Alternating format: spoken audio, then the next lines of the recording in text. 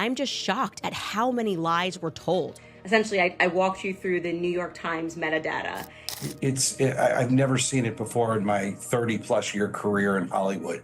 And they say, hey, Candace, you should check out the metadata from the New York Times big publication about Justin Baldoni. Blake Lively is experiencing a full mental breakdown as her legal battle takes a disastrous turn, judges using Candace Owens' evidence to dismantle her lies. I have not seen a case so open and shut in my life, and the more that I read and the more details. How tragic. She really thought her case against Justin Baldoni would be an open and shut situation, as if Hollywood and the media would keep eating up her carefully crafted sob story. Yesterday, so our episode was on Thursday, yesterday on Friday, Brian Friedman, Justin Baldoni's lawyer, amended their lawsuit against Blake Lively, and they included the New York Times data. Little did she know that one host show would bring enough digital evidence to convert her seemingly simple legal battle into the most explosive feuds in recent entertainment history. And showed you that this woman had posted on X and essentially just like blared it out to the world, and we showed you how you could right click and look at the how they embedded all of these messages that show October 31st potentially. And let me tell you why Candace Owens' timeline is gaining traction. It presents a strong counter narrative that shreds Blake Lively's accusations against Justin Baldoni like cheap tabloid fiction. And Lively's complaint coincided also with a bombshell report that was published by the New York Times a day later on December 21st, and it was titled, "We Can Bury Anyone Inside a Hollywood Smear Machine." On December 21st, 2024, the New York Times published a detailed report casting Lively as the tragic heroine of yet another Hollywood sob story, this time claiming she was a victim of sexual harassment. And this eventually matured into an actual lawsuit. Are the timings coincident? Even a toddler can tell they are not. Lively made sure the world saw her as a victim first, setting the stage just right before the legal system or Hollywood had a chance to scrutinize her claims. And to her utter delight, the manufactured media circus did its job. Hollywood's finest virtue signalers, including Amber Tamblyn, America Ferrera, and Alexis Bledel, lined up to play their part in the Grand Crocodile Tears Theater. With Nathan allegedly responding, "You know that we can bury anyone." Baldoni suffered numerous consequences following the publishing of Lively's complaint in this article. And by the way, alas, Candace Owens destroyed everything within a few moments. What a plot twist. Candace Owens took her sweet time in extracting metadata from New York Times website and, surprise, surprise, it completely flipped Lively's melodramatic sob story into a case study on dishonesty and behind-the-scenes manipulation. Say goodbye to that credibility, Blake. And what's also really amazing about it is he even says we now have a concrete timeline, which we believe implicates Blake Lively, and I mean, come on. Turns out the metadata confirms what any sane person already suspected. Lively was cozying up to the media long before she filed her lawsuit. Instead of, actually going to court like a normal person, she opted for a PR spectacle, using the New York Times and Instagram as her personal justice system, because nothing screams legitimate victim like a carefully orchestrated media rollout, right? Because you wanted to set the public narrative against Justin Baldoni. Now that it's backfiring, you're like, hey, I want people gagged. This is unprofessional to go to the press. Everyone sees right through you and Ryan. And while Lively was busy staging her damsel in distress narrative, do you know what Justin Baldoni was doing? Quietly collecting receipts. Every text, every email, every shred of evidence to ensure this didn't become yet another Hollywood circus of he said, she said. In a surprising move, Justin Baldoni launched a website containing 168 pages of documents, including text messages, raw footage, and other evidence. This move suggests that he is determined to clear his name and prove that the dispute is deeply personal rather than a professional disagreement. In a stunning development that has rocked Hollywood, actress Blake Lively and her husband, actor Ryan Reynolds, are now facing bombshell allegations of defamation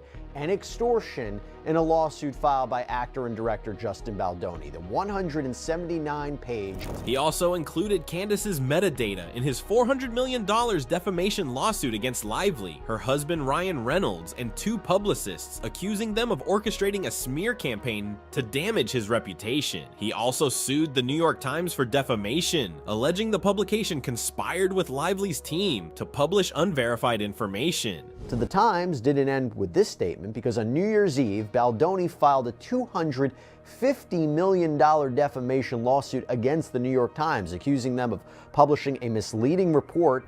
Now, if you are thinking Blake has used her brain cells here and packed up her bags, you are wrong. Instead of gracefully backing down, she doubled down, dragging her ever-loyal husband, Ryan Reynolds, into her messy counterattack. Plus, her husband, Ryan Reynolds, somehow got involved in the process. Oh, speaking of Ryan Reynolds, do you know who he is? A walking punchline who, ironically, helped Candace and Justin expose his wife's web of lies. If you've paid even slight attention to Hollywood, you'd know Ryan and Justin used to be the poster boys for bromance, laughing it up at fundraisers, posing for pictures, and basically being inseparable. And then, poof, overnight they're sworn enemies. Which Baldoni filed against Blake Lively, her husband, actor Ryan Reynolds, her publicist Leslie Sloan, and Sloan's PR firm Vision PR. Ryan has shared some leaked messages claiming Justin to be a deranged predator. This shocked the whole industry, and they were curious to know why this man is acting like Justin was the next supervillain in a Deadpool sequel. And expressed his deep disdain for Baldoni,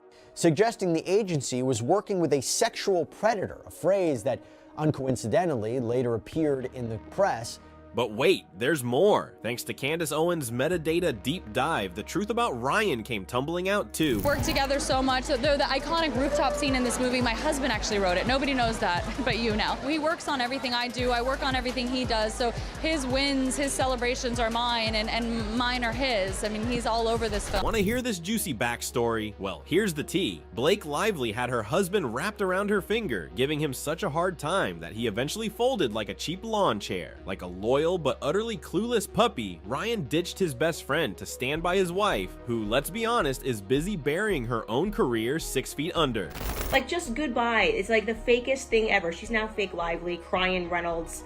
That's what they're calling them out there. Fake Lively and crying Reynolds here, who want to pretend that they were not the bullies, that the public just saw right through them in this circumstance. But by the way, if you are thinking the drama is over, think again. The most shocking information is still coming, so buckle up. They just like cut you out and they're like, oh, we discovered this. No, Brian Friedman says, due to public interest in this case, we have now stumbled upon this, and we're therefore amending this because we think that it shows that she was plotting before. When Brian Friedman slammed Owens' evidence into their lawsuit, Lively tried to take a different strategy to win her lawsuit. She pulled a classic move, tried to slap a gag order on Baldoni's team, hoping to silence them while she continued playing Hollywood's tragic heroine in the media. How can you try to say you're playing this in the press when the entire reason we got here was because you tried to play this in the press? Like, you went to the New York Times to try to take him down. Feminists were on her side, so with the silence of Baldoni's team, she could wave the women's card in any way she wanted. Like, seriously? You expect the media and Hollywood to hang on to your every dramatic sob while conveniently ignoring 168 pages of digital evidence? Bold strategy, Blake.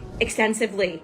And but now that the public is on to us and they see how cruel we've been, we would like things to be quiet, and we want a judge to see our side of things. Girl, goodbye. Unfortunately for her, Judge Louis J. Lyman had enough of this overplayed drama. They were already reevaluating her claims, this time with Candace Owens' receipts in hand. Yes, you heard that right. The court is actually taking this evidence seriously, and as that reality sinks in, Hollywood's A-listers and media are collectively sweating, realizing that this case might not go the way their scripted outrage intended. And they included the New York Times data, which we showed you guys on the show. And what's really cool about it, TMZ is reporting it and some other outlets. Talking about the media, TMZ for once admired Owens' work and believed it was crucial for uncovering this mess. The New York Times has also started stating facts as it is facing a $250 million court suit from Justin Baldoni. If we talk about Hollywood, they all are scared. All the co-stars and feminists who used to casually drop accusations about men on Instagram are now scared of court's reactions against Blake's involvement with the media in the lawsuit. Many expected the gag order to be granted without much opposition, but the judge promptly denied it, intensifying tensions in Hollywood. This unexpected decision signaled that the legal teams involved were preparing for an aggressive battle rather than a quiet resolution. Like, they met the other day, like the lawyers got onto a call, and she's basically saying that she does not want to sit down for a deposition with Brian Friedman.